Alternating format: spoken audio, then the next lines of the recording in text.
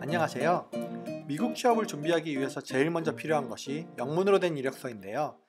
이번 비디오에서는 어떻게 하면 영문 이력서를 써서 합격률을 높일 수 있는지 설명해 드리겠습니다. 이력서를 쓰실 때는 최근 경력이 위로 오게 해서 무조건 한 장으로 쓰시면 됩니다.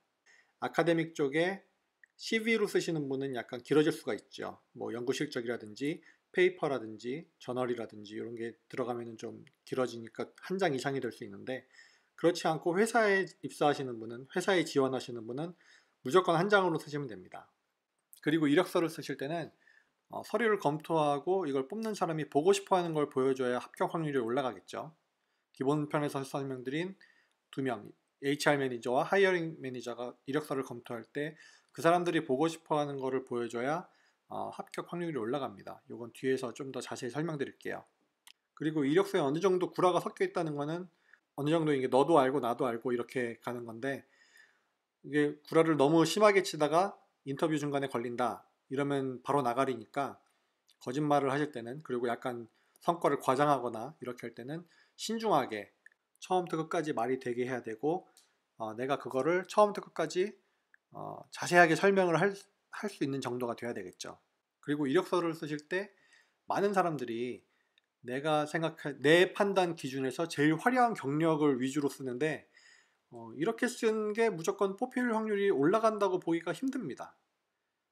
이거는 이제 처음에 말씀드린 뽑는 사람이 보고 싶어 하는 걸 보여줘야 된다는 거랑 비슷한 맥락인데, 이거는 좀 더 자세하게 알려드릴게요. 그리고 마지막으로 경력사항을 쓰실 때는 뭐 단순히 어떤 프로젝트에 참여했고 어떤 걸 개발했고 뭐 이런 게 아니라 숫자를 곁들여서, 뭐 이게 얼마를 팔았고 뭐 불량률이 낮아지면 얼마가 낮아졌고 뭐 이렇게 해서 얼마를 뭐 세이브했고, 이렇게 숫자로 같이 곁들여서 쓸 수 있으면 더 좋습니다. 일단 영문으로 이력서를 처음 쓰시는 분들은 이런 플로우로 하시면 좀 쉬워요. 일단 내 학력과 경력으로 어느 정도의 포지션을 들어갈 수 있는지를 먼저 알아야 되겠죠. 그리고 내가 가고자 하는 인더스트리에 그 포지션별로 요구하는 뭐 스킬셋이라든지 뭐 이런 게 또 따로 있습니다. 많은 경우에 한국에서 특히 이제 경력이 쌓이신 분들은 이미 이걸 알고 있는데 단순히 용어를 몰라서 이제 못 쓰는 경우가 있어요. 그런 것들은 이렇게 자료를 조사하는 과정에서 내가 했던 이게 영어에서는 이렇게 말하는구나, 이런 걸 알 수 있겠죠. 그리고 해당 직종이나 업계에서만 이제 쓰이는 용어들이 또 이제 트렌드가 있어요. 이제 그것도 조사를 해야 되겠고요. 그렇게 이제 기본적인 조사가 끝나면은 그걸 토대로 해서 내 기본 레주메를 이제 쓸 수가 있겠죠. 그건 이제 내 이력서의 기초 버전입니다.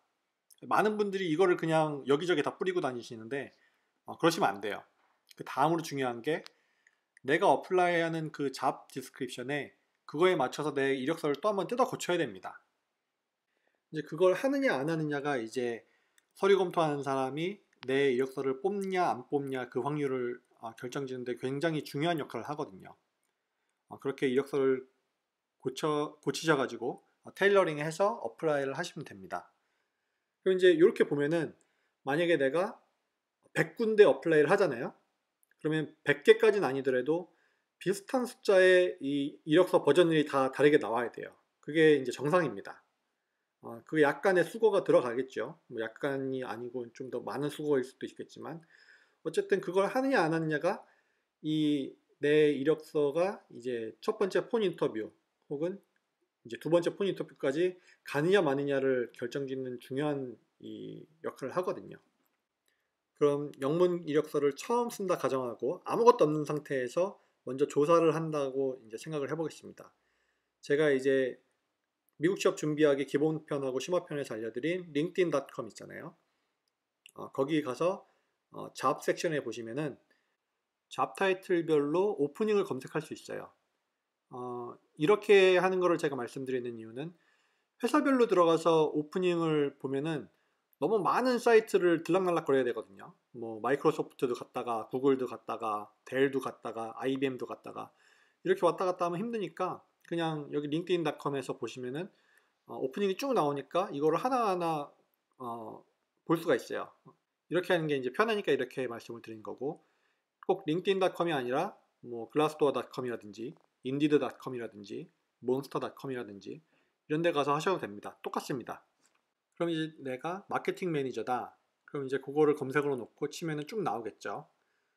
여기서 한 가지 중요한 게 같은 인더스트리에 있는 잡 디스크립션을 보셔야 돼요. 그러니까 내가 제조업을 간다. 그러면은 제조업을 하는 회사에 오프닝을 가서 이제 정보를 취합하셔야 어느 정도 좀 맞아 떨어지겠죠. 만약에 내가 IT 기업을 가는데 제조업에 있는 그 잡 오프닝을 보고 잡 디스크립션을 보고 정보를 보면은 약간 핀트가 안 맞을 수 있으니까 그거는 기억하시고요. 그러면 여기서 이제 드는 의문이 여기 나오는 회사 이름만 보면은 모르는 회사가 아마 90% 이상일 건데 어떻게 아느냐? 노가다로 하나하나 들어가 보는 수밖에 없습니다. 어느 정도 이제 발품을 좀 팔아야 돼요. 들어가서 회사가 어느 회사인지 대충 보고 이 회사가 뭐 IT 기업이다, 제조업이다, 서비스업이다 이런 건 조금만 봐도 이제 구분할 수 있으니까 클릭해서 맞다 싶으면은 옆에 창 따로 띄워놓고 아니다 싶으면 또 그 다음으로 넘어가고 대여섯 개 정도만 있으면 됩니다. 많이 필요하지 않아요. 같은 인더스트리에 같은 직종, 같은 잡 타이틀별로 한 5개 정도만 알면은 어느 정도 이제 기본 레주메를 작성하는데 필요한 정보를 얻을 수 있습니다. 그럼 여기서 이제 잡 디스크립션을 보면은 보통 responsibility하고 qualification 두 가지로 나눠져요. responsibility는 생각하시는 대로 이 사람이 여기 와서 해야 될 일을 말하는 거고요. qualification은 지원자의 최소 자격 요건입니다. 그럼 이제 qualification을 제가 몇 개를 모아놨어요. 여기서 여러 개를 이제 한 번에 이제 띄워놓고 어느 정도의 학력과 경력을 요구하는지 이제 보시면 됩니다. 빨간색 박스를 보시면은 마케팅 매니저의 경우에는 학사 이상의 3년이나 5년 정도 경험이 필요하다고 이제 돼 있죠. 그리고 또 보면은 공통적으로 요구하는 게 애널리틱 스케일을 요구하는 것을 볼 수 있고요. 만약에 이제 회사가 약간 특수한 마켓에 있다 그러면은 그 해당 마켓의 경험을 요구하는 경우도 있습니다. 예를 들어서 이제 뭐 메디컬 마켓이다 그러면은 메디컬 관련 지식을 갖고 있는 사람을 선호하는 경우가 많고요. 아니면은 항공업이다 그러면은 항공업에 관련된 뭐 경력 몇 년 이상 뭐 이렇게 되어 있는 경우도 있습니다. 요거를 이제 쭉 보시면은 내 학력과 경력으로 어느 정도의 포지션에 도전할 수 있구나 요게 나오겠죠. 이제 그거를 기억해 두시고요. 그 다음에 이제 리스폰서빌리티를 보면은 이 해당 타이틀이 이런 일을 하게 된다라는 걸 알 수 있습니다. 그러니까 여기 이제 빨간 박스를 보시면은 신제품 개발이라든지 뭐 로드맵 작성이라든지 요런 거를 이제 공통적으로 얘기하고 있고요. 파란 박스를 보면은 뭐 사업 계획서라든지 아니면 마케팅 플랜이라든지 이런 걸 써서 뭐 실행시킨다 이런 걸 알 수 있습니다.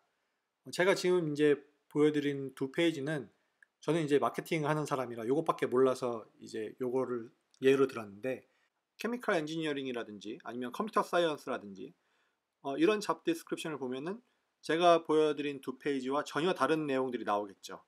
이렇게 자료를 조사하는 과정 중에서 내가 한국에서 했던 일이 영어로는 이렇게 쓰이는구나.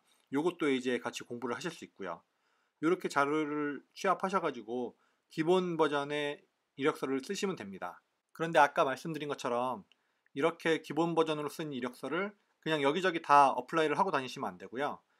내가 가고 싶어하는 회사에 어플라이 하려는 그 잡 오프닝에 잡 디스크립션을 한번 또 띄워놓고 옆에 내 이력서를 띄워놓고요.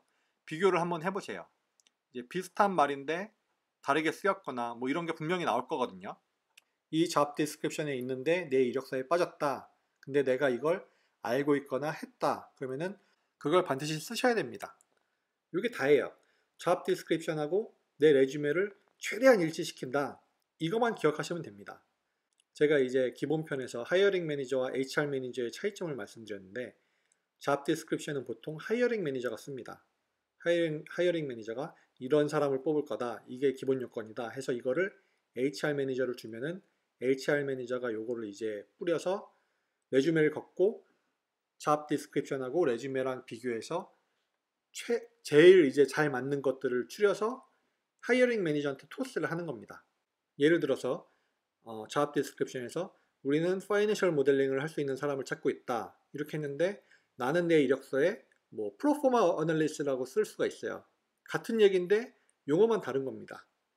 그럼 이제 하이어링 매니저가 요걸 보면은 얘는 이걸 알고 있구나 이렇게 이제 이해를 하는데, HR 매니저는 실무를 모르니까 단어가 다르잖아요. 그럼 얘는 다른 거로 그냥 인식을 한단 말이에요. 근데 이제 불행하게도 우리 이력서를 처음으로 1차 검토하는 사람은 하이어링 매니저가 아닌 HR 매니저니까 최대한 단어를 똑같이 해서 HR 매니저가 내 이력서를 뽑게 만들어줘야 되겠죠. 이제 그게 이 비디오의 핵심입니다. 그렇게 해서 HR 매니저가 내 이력서를 뽑으면은 요 이제 하이어링 프로세스의 가장 첫 관문을 이제 지나시는 겁니다. 경력이 어느 정도 쌓이신 분들은 폰 인터뷰까지만 잡으면은 그 다음부터는 상대적으로 이제 확률이 점점 올라갑니다.